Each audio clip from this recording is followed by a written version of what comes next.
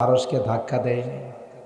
ইত্তাকি দাওয়াতাল মাজলুম ফাইন্নাহু লাইসা বাইনাহু ওয়া বাইনাল্লাহি হিজাব। মাজলুমের বদদোয়া থেকে বাঁচো। নিপীড়িত নির্যাতিত ব্যক্তি যখন বদদোয়া করে, এই বদদোয়াটা আল্লাহর আরশের মধ্যে যায় ধাক্কা লাগায়।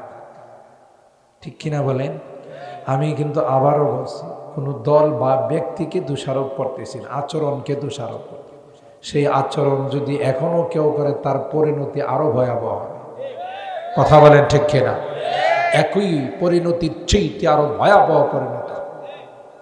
পৃথিবীর ইতিহাস বলে, কোরআনের বিরোধিতা করে, কোরআন ওয়ালাদের বিরোধিতা করে, নায়েবে রাসূলদের বিরোধিতা করে, ওয়ারাসাতুল আম্বিয়াদের বিরোধিতা করে, পৃথিবীতে কেউ নিস্তার পায় না। ঠিক বললাম? কেউ নিস্তার পায় না। নবীদেরকে তাদের উম্মতেরা, বড় হুজুর রহমতুল্লাহ আলাইহি শহীদপুর তাফসিরে প্রায় আয়াত পড়তেন আর বয়ান করতেন। এমন কোন নবী পৃথিবীতে আসে নাই যেই নবীকে তার উম্মতরা এই কথা বলে নাই যে তুমি আমাদের এলাকা থেকে বাইরে যাও, এটা আমাদের এলাকা, তোমার এলাকা না, অথবা আমরা যা বলি তা মেনে নাও। সূরা ইব্রাহিমের আয়াত, وقال الذين كفروا لرسلهم لنخرجنكم من أرضنا أو لتعودن في ملتنا। হয় আমাদের দেশ থেকে চলে যাও, আর না হয় আমরা যা করি তা মেনে নাও। এই কথাগুলো কি বিগত দিনে আমাদেরকে বলা হয় নাই? আমাদেরকেও বলা হয়েছে আপনি পিয়ারি পাকিস্তান মে চলে যাও। কথা কয় না? কেন? আমরা কি সাতিয়ানে জন্মাই নাই? আমাদের বাপদাদা বংশ কি বাংলাদেশে না? আমরা কি ব্রাহ্মণবাড়িয়ার নাগরিক নয়? কেন আমাদের পাকিস্তান যেতে হবে? কেন আমাদেরকে স্বাধীনতা বিরোধী বলা হলো?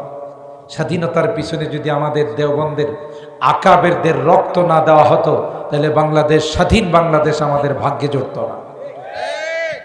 ইতিহাসকে ভুলে গেলে চলবে?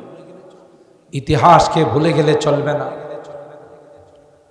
দিল্লির চান্দনী চক থেকে নিয়ে খাইবর পর্যন্ত এমন কোনো বৃক্ষ ছিল না, এমন কোনো গাছ ছিল না যে গাছের ঢালে ঢালে দেওবন্দের আমাদের আকাবিরদের লাশ ঝুলন্ত ছিল না। কথা বলেন ঠিক কিনা? ইংরেজ বেনিয়াদের বিরুদ্ধে তারা জিহাদের ঘোষণা দিয়েছে, রেশমি রুমাল আন্দোলন করেছেন, বালাকুটের আন্দোলন করেছেন। কথা বলেন ঠিক কিনা? তাই তো ইংরেজ বেনিয়ারা 200 বছর ভারত উপমহাদেশকে শাসন করার পর পারে নাই।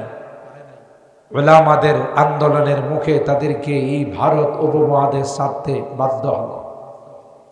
ভারত উপমহাদেশ স্বাধীন হয়েছে তো পাকিস্তান স্বাধীন হয়েছে, পাকিস্তান স্বাধীন হয়েছে তো পূর্ব পাকিস্তান, পশ্চিম পাকিস্তান হয়েছে, পূর্ব পাকিস্তান হয়েছে তো স্বাধীন বাংলাদেশ হয়েছে।